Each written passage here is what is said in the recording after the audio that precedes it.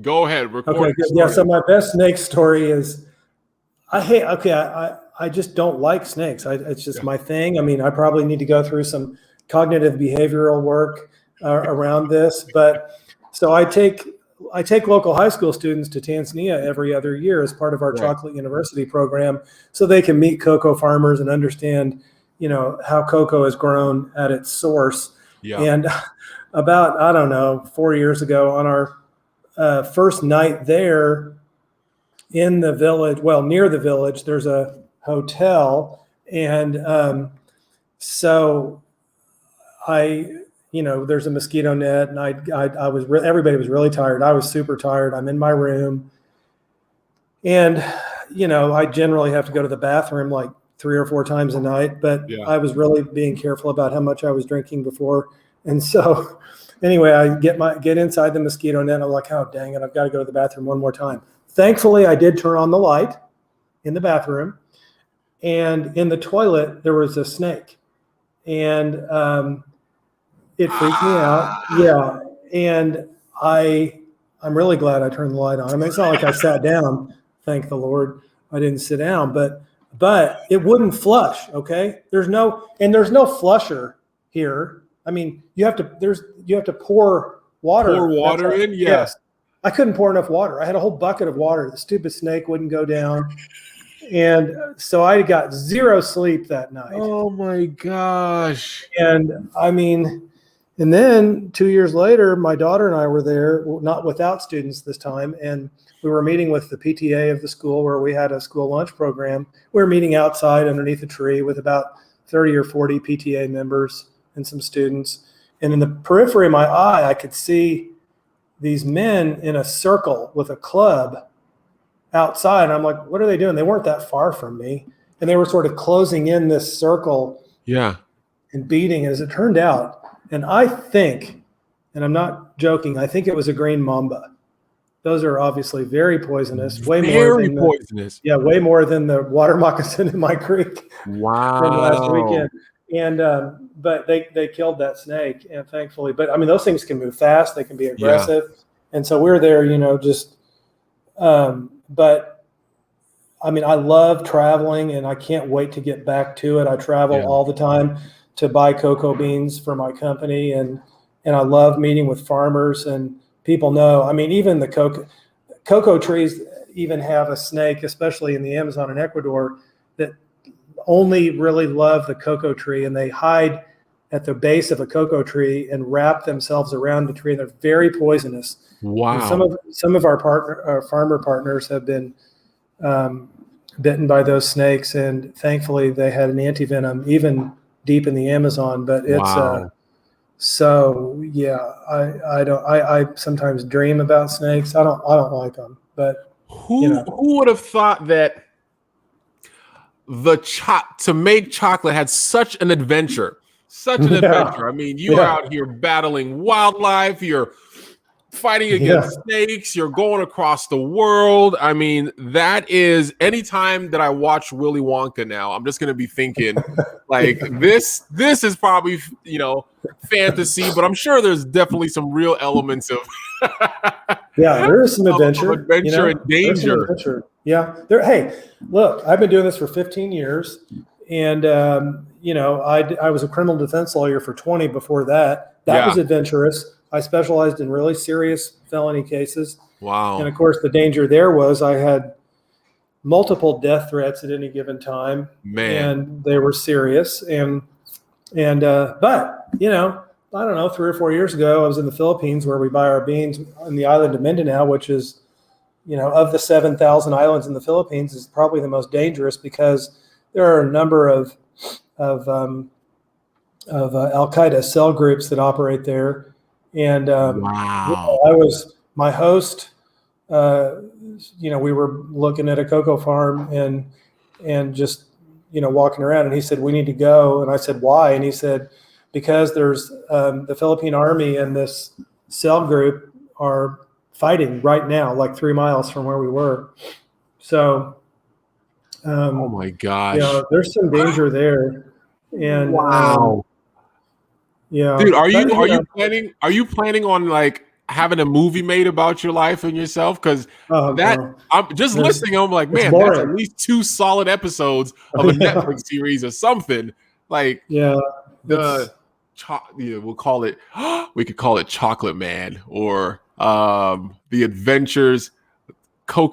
Yo, that should be something. Like, no, I don't think Yeah. anybody really knows unless you're in the industry, like the type of trials and tribulations you have to go to, especially if you're trying to do it in the way that you're doing it, right? Like we are trying to empower those communities and build those communities and not Yes. just, do it as cheaply and as, Yes. Yes. economically as possible. Yeah, and I'm glad you mentioned that because I've been doing this for a long time and I don't take any of it for granted. I never ever think for a minute, oh, I've got this down. I can put this on autopilot. Things will work because this past 16, 18 months, the farmers are used to me coming every year to visit, to profit share with them. We bring money and profit share. We turn our financial statements into their language so they can understand the profit share calculation. And it's just part of our business model to continue to develop our relationships. Yeah. In 2 of the places in Tanzania and the Philippines, we have community development work. But the thing is, sometimes I would take some criticism from environmentalists who are like, you shouldn't fly, you should just sit there and buy cocoa beans by telephone. You shouldn't travel there because you're burning carbon fuel. And I understand that, but I'll say there's this counterbalance. Okay, on the one hand, interestingly, we've received perhaps the best beans that we've ever received during this past year. Because I have such a long relationship with some of these farmers. I mean, more than a decade in some cases, and they care about me. I care about them. But I will say that now, having been in this for we're at 17, 18 months almost, I can see where there's some wear and tear on that. And I need to get back to these countries. And the best example I can think of is Tanzania, where January last year, we had built a preschool in the village for the farmers because that one of their points of we help facilitate this thing called a vision of greatness. And that's a whole other story in itself. But the farmers, one of their points was early childhood education. Right. So we found a donor, we built the school, and they run it. The farmers run the school. This idea, so when engaging in community development, like you mentioned about engaging in communities, when we go into these things, whether it's a school lunch program or building a little school, it needs to have a plan for sustainability. We don't want to just continually feed money. Yeah. And so needing to get back to origin, I think, is most demonstrated by this little school. So I've done a lot of little projects with farmers over the years. And I should say too, and drop a footnote right here and let your audience know, I mean, we're only 17 people. My company is only 17. That's it. Me, my daughter, and 15 other people. That's the way it's been. Wow. I write about this in my book about staying small and something called reverse scale. But there are a lot of reasons behind that. So we do have a foundation. It's called the Chocolate University Foundation, and we engage in some of our community development through that. But this school is a good example because it's been really hard to help with problems at the school related to budget, under enrollment, all that by WhatsApp. I mean, it's hard to do it. It's hard. You can have some communication like that, but it becomes challenging. And so I need to go there. I need to go because what we see happening, and Africa is the best example. One of my favorite books about this issue is written by a pastor, Brian McLaren, and he wrote this years ago, and it's called When Helping Hurts. When Helping Hurts. And there's this notion of development where we think, oh, let's just pour money into this situation, like fill in the blank problem in Africa. I mean, whatever you want to do, malaria, AIDS, education. And the Western world has said, oh, let's get a dump truck, back up and dump money into the problem, and that'll be just fine. Well, we've seen over and over and over again where that model is a failure. And so what we need is partnership. And so when we're working with these farmers about this preschool, there are 85 kids in this preschool, is we're working from this point of what we call mutuality and kinship. I mean, these people are my friends. And so, but the thing is, the old model would be easier in the short term. Look, believe me, it would be a lot easier if I just said, look, step out of the way. Can you guys just I'll run the preschool from 10,000 miles away. I'll put the money in it. You guys just bring me the little kids and we'll handle it from here. Yeah. That, Tim, that's wrong. That's not how that is wrong. Yeah. Wrong. Yes. Is it wrong? I mean, it's wrong. Yes, and we see it because why? Because why? That model it's ineffective everywhere. There's no place. It's not effective in the United States. You can't just dump money on the problem or just have somebody, like, you have to have their involvement, their engagement, their ideas, collaborating. And, something that you mentioned that I like the distinction, right? So it's like, hey, some folks are getting mad at me flying all over the place. I think there's one view where there's this idea of environmental sustainability. It's like, okay, fuel and carbon and all that stuff, but there's a very important element of social sustainability, right? So as you're building, like what you're doing, you're building social capital, right? The relationships that you're, creating with these leaders, with these communities, it's sustainable, and it's helping them live longer, live better, enhance and enrich their lives.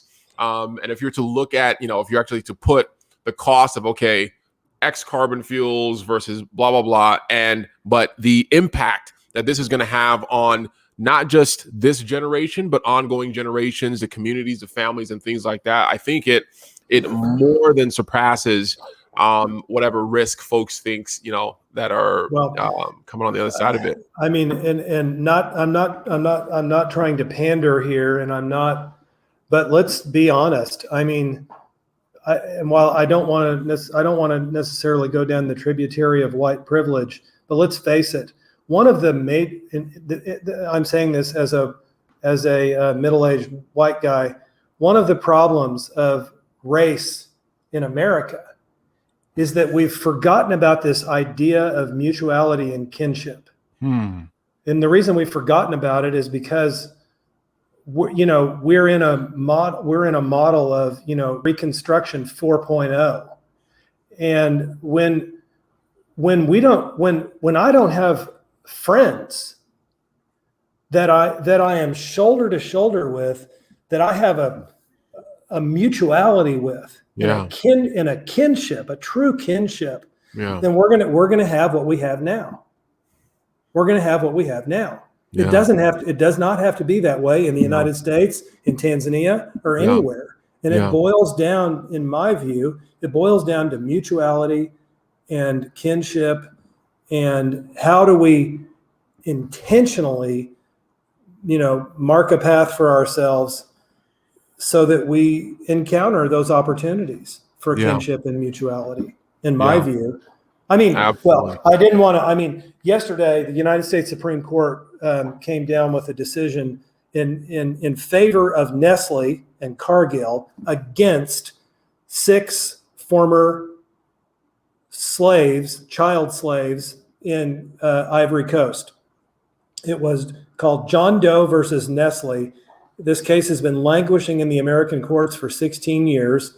We were an amicus party in the Supreme Court, which means just friend of the court, along with some other chocolate makers. It's been going on for a long time. And Justice Thomas said no. And he reversed the case in favor of Nestle, essentially saying, now he didn't say this, but the effect is that Nestle, Cargill, Barry Callebaut, Hershey's, Mars, So all these big chocolate companies can use slaves. They can use child slaves as long as they're not in the United States. So because there's no jurisdiction, supposedly, even though Nestle made financial and economic decisions along with Mars and Hershey's to benefit and profit from 12-year-olds using machetes sold to farmers for $40. Okay, $40 for one 12-year-old kidnapped at a bus station in Mali, taken across the border to Ivory Coast, tortured when they tried to escape, made to drink urine when they tried to escape.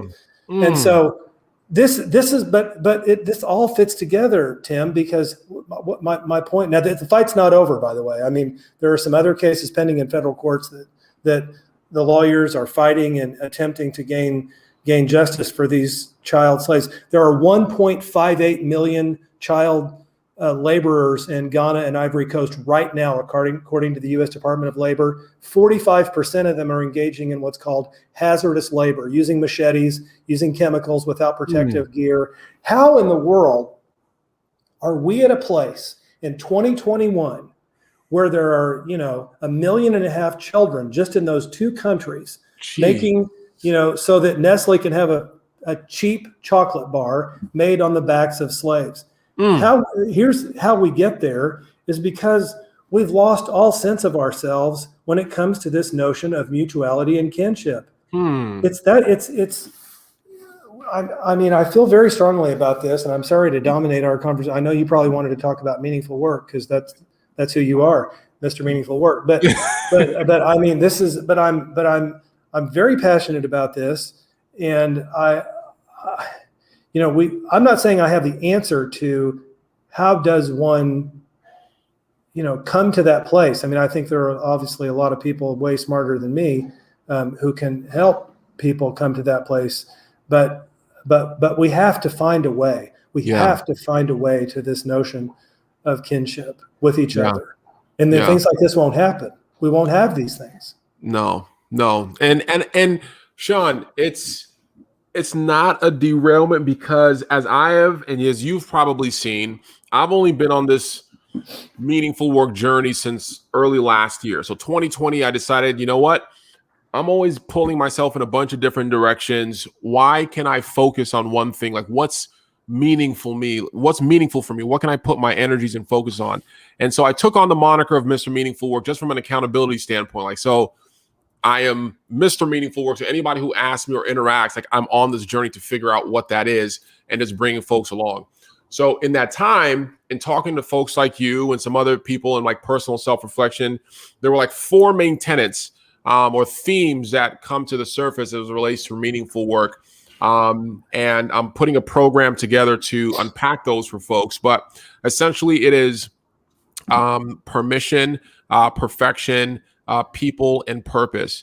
That people part is what's really resonating with me, and that mutuality that you're talking about, that kinship that you're talking about, and how important that is for folks that are looking to experience meaningfulness in the work that they're doing, right? That the relationships, the trust that they are able to give, the trust that they're able to receive, are they also in a space, the camaraderie, the commonality, that we're more alike than different, and having a workspace or an environment that really celebrates that and empowers that is part of what makes work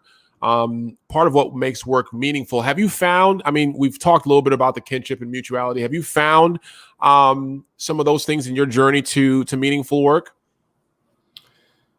Yes. I have found multiple opportunities for this idea of kinship and mutuality. It is a guiding principle of our company. And when we've engaged in these, what you would say arm's length business transactions with farmers around the world, the ultimate end is this idea of friendship and mutuality. And look, all this is, you can put whatever word on it you want, but it's putting yourself in a place where you can exercise your humility muscle. It's also a place where you can be ready. You can be ready for the roles to reverse, because often what we find is, especially in business transactions and especially in community development, I think people in my position think, I'm the healer, you're going to be the healed. I'm the teacher, you're the student. And what we need to be ready for is for the roles to reverse at any time. I'm the student, you're the teacher. I'm the healed, you're the healer. This is where compassion comes from.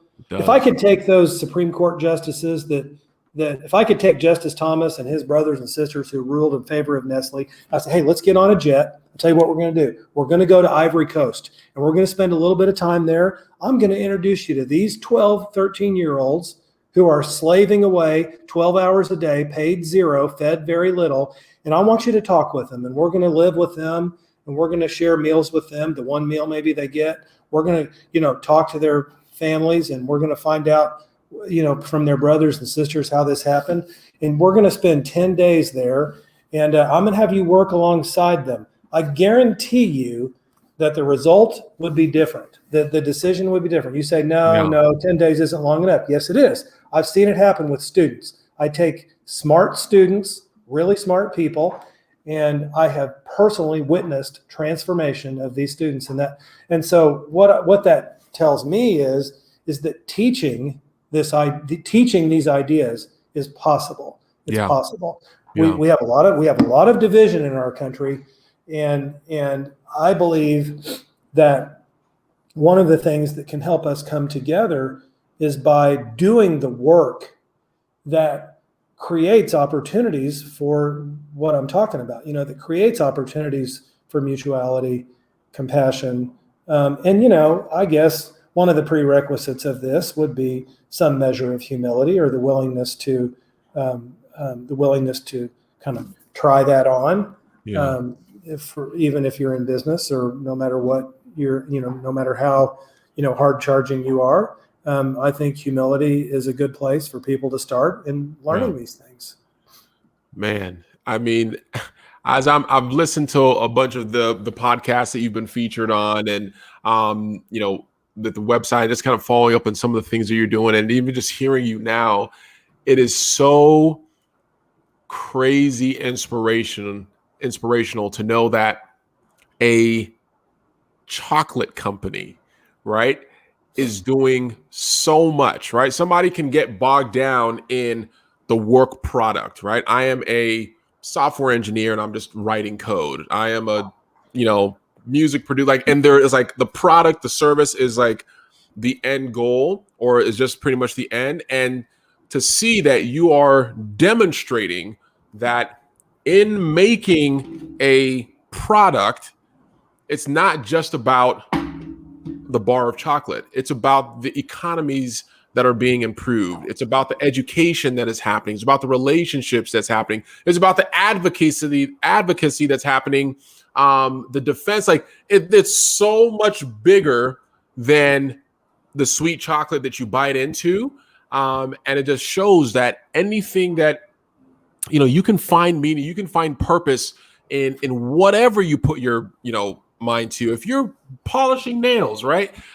Everything that you're doing, when you look at it through the lens of, impact, purpose, altruism, bigger than yourself. And it's just so inspiring to hear you share those stories. Was there a point where you knew, it was confirming you, yeah, this is what I'm supposed to be doing? Was there a certain moment that happened for you? Yes, and I would rewind just a minute and say, one of the things that I write about in my book, and I say all the time, and it's all over my website, and I wrote it yesterday in my blog post at the end, when I was writing about this Supreme Court case, is we say, it's not about the chocolate, it's about the chocolate. And a lot of times people like, what? What? I don't understand that. Yeah. But it's kind of a Zen sort of thing. Yeah. But what I'm saying is, it's not about the chocolate, like you said. It's about all this other stuff. It's about engaging with kids in my neighborhood. Yeah. You know, and we're in a neighborhood in Springfield, Missouri, where there's a lot of poverty surrounding where my chocolate factory is.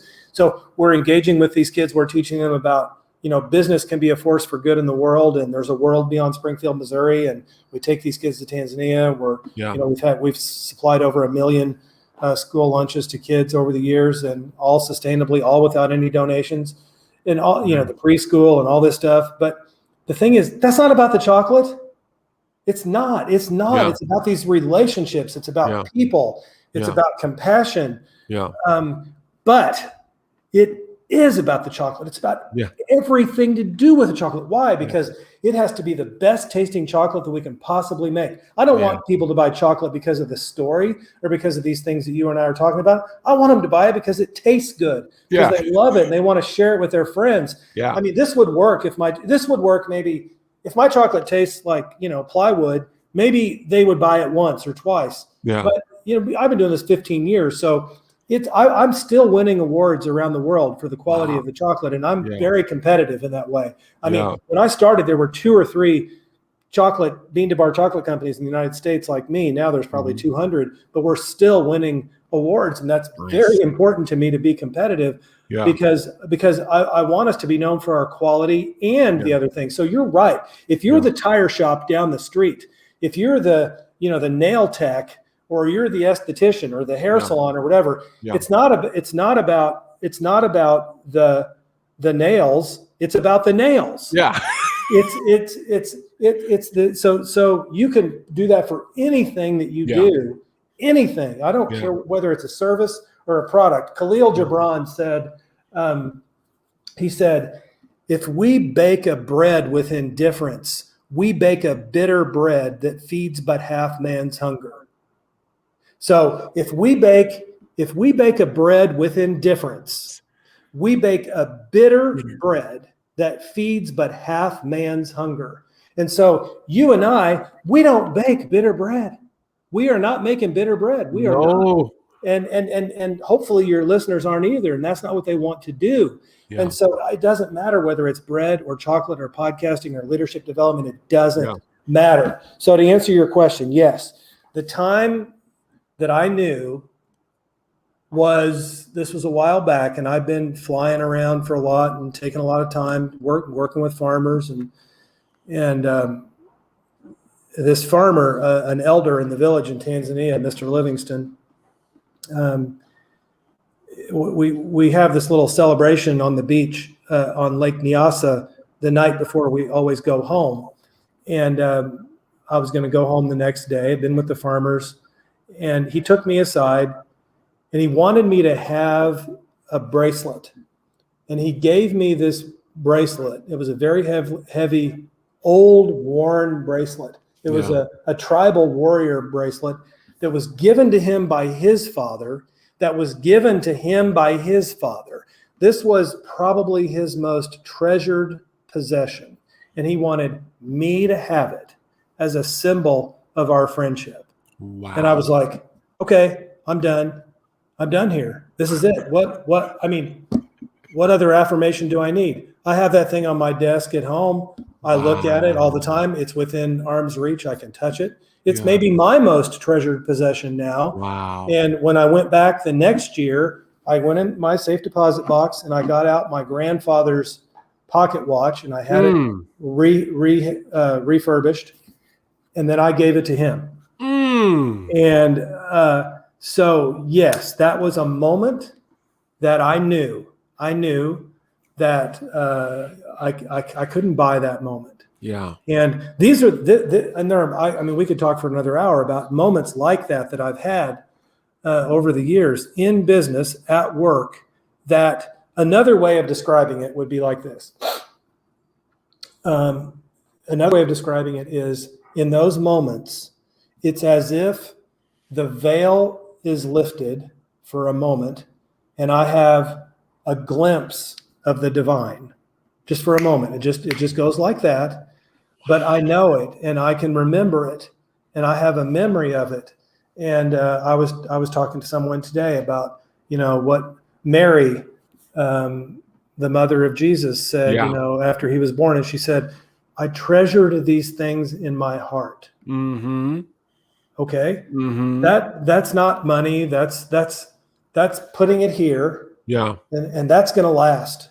It will survive my death. It will be eternal. And so that's what I'm shooting for. And I'm not saying that I always go to work every day thinking, okay, well, the veil's going to be lifted today. What I'm saying is that I put myself in a position, I aspire to put myself in a position to be ready for that to happen. Yeah. It can happen. Yeah. And whew, so much to unpack, so many gems there. But you've been doing this, chocolate business, you said, for what, 15, 17 years now? 15 years. 15 years. And so it was quite a journey, right? You came from, practicing law and some other career pivots. As you look at the total of your career, and if you were to look at that and then give advice to somebody like myself, or folks that are kind of starting off on their journey and they're trying to figure out, what is it that I'm supposed to be doing? How do I get to that place where I am fulfilled and I have impact and all these things? What are some lessons from your movement through different career paths to landing to where you are that you can share with somebody who wants to make same, similar, or shorter movements to get to where they want to get to?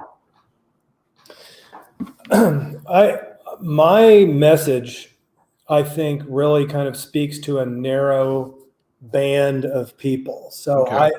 I'm not an expert in these matters. But I do have a lane that I can drive in that can connect with some people. Right. And so the first thing is, look, especially right now, there's the New York Times story today that says, welcome to the take this job and shove it economy by Ezra Klein. We're here, we're there. We're in a very weird economy right now. People are leaving their jobs like this. People are quitting every second. Yeah. But here's the deal. You can quit your job. So I'm talking to your listeners. You guys, you can quit your job, okay? You can do it, and you can find another job. In fact, you can go on Indeed right now, and you could probably find some cool jobs and be very attracted to those things and go to the next thing. But guess what? You're going to be back on this podcast. We're going to be talking, maybe, 2 years from now. And you'll be like, I hated that job. I don't like it now. I did like it. It was good money. I don't like it anymore. Well, okay. I'm not talking to you. If that's what you want, I'm in this lane, and that's not you. Yeah. I know you, Tim, but that's not your listeners. Yeah. And so what I'm saying is I'm talking to people who are like, okay. I hear you. I see the shiny object in the corner. I'm not going to go search for that. I'm ready to do the hard work. I'm going to do some hard work. That's who I'm talking to. And what I'm telling them is step away from the Google search box. Get away from it. Back away. And I'm even saying stop reading books, even my book, which is titled out the same as your podcast, Meaningful Work. Yeah. And what I'm saying is, and this is very counterintuitive, but I'm asking people to, I quote Khalil Gibran a lot. I did just a minute ago about the bitter bread, but he says that our greatest joy is our sorrow unmasked. Our greatest joy is our sorrow unmasked. Sorrow unmasked. Yes. So what I'm asking people to do is explore the heartbreak in their lives. And if you don't have heartbreak in your life, then we need to talk about that. We need to get you some heartbreak. If you're 30 or 40 years old, then I'm sorry, you need to have some heartbreak. And I don't wish that upon you, but it's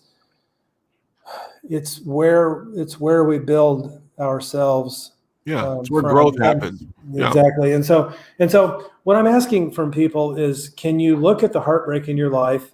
Can you have a conversation with the sorrow?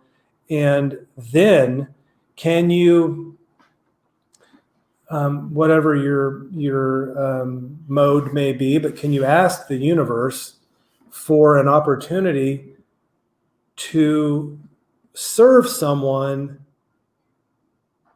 in the same way that your heart was broken whenever that was 10 years ago, 20 years ago, 30 years ago.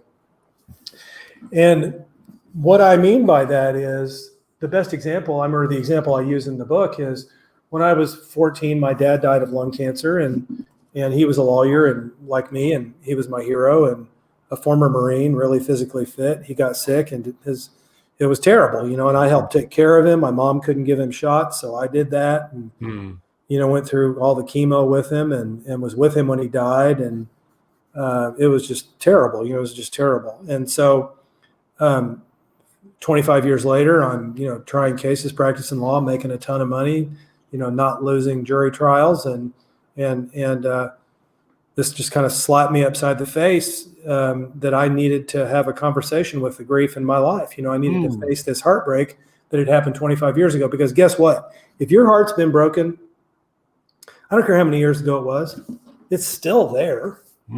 Because these things, heartbreak and sorrow, sadness and joy, by the way, they do not know the bounds of time and space. They're there. Nope. There's no time and space. Yeah. The joy and the sorrow was 5 seconds ago or 5 milliseconds ago. Doesn't it? It's all real time. Yes. Yeah.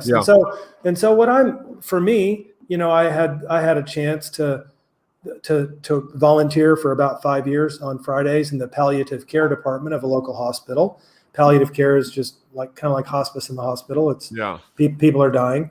And I would just be a volunteer and go visit with them. And anyway, that experience was one that I sort of stumbled into, but it gave me the space to let ideas flow in and out very freely.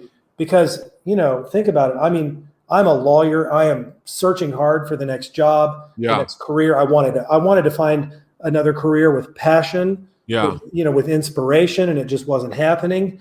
And so I needed to be unwound. I was reading books. I was Googling. I was talking to people. Come on, I need, what franchise can I buy? I got to buy a business. I got to do this. Got to start a business. And so this unwound me. And the real paradox is that I found just complete joy when I was able to just touch the arm of someone laying in the hospital bed, and maybe they didn't have any family with them or anything, and they were alone facing this, end of their lives. And to be able to just talk with them and know that I could just provide even just a moment of reprieve for them. This was a complete joy. And oddly enough, this was what sort of opened up the chance for me to see other things in my life. Then chocolate just kind of came across my radar screen. And here we are. Nice. So you were able to, I guess, detach, unwind, be in a space where you're able to experience that level of joy, you're serving. And it was in that space that this opportunity, as it sounds like you're also in the mindset of trying to find work that's fulfilling, that's, you have passion for, and then you're also, doing this service, and then this opportunity comes up. And so it's really about, like you were saying, so now it makes sense. So if you're in your work, understand the thing that's hurting you, that broke you, find a way to deal with that, address it, and serve others that have maybe similar heartbreak. But don't be too busy, because it sounded like you were busy. You were like researching stuff, trying to do this. You're also working and all that stuff, and so there was no opportunity for any of these things to find you, right, and find a space to settle until you're able to separate from that and be open for that. So yes. What I'm saying to your listeners, if they're in this kind of spot and they're struggling, going, golly, I know I can quit my job. I know I can find another job. That's easy. I just don't know what. I don't know what. I want it to be meaningful. Yeah. To your point, I want it to have purpose. Yeah. And so, and I can't find the right thing. Here's what I'm saying. Think about your broken heart. Ask that whether you pray, I'm a praying person, and pray that this opportunity be presented to you. Let me just also pause for a second. If you ask that a person, or if you ask that a need be placed before you, that someone who needs you come across your path, that prayer will be answered all the time. It's 100%. Never not answered. It's always, if you say, God, will you please put somebody in my life who needs my love and needs my care and my service? It's going to happen. It will happen.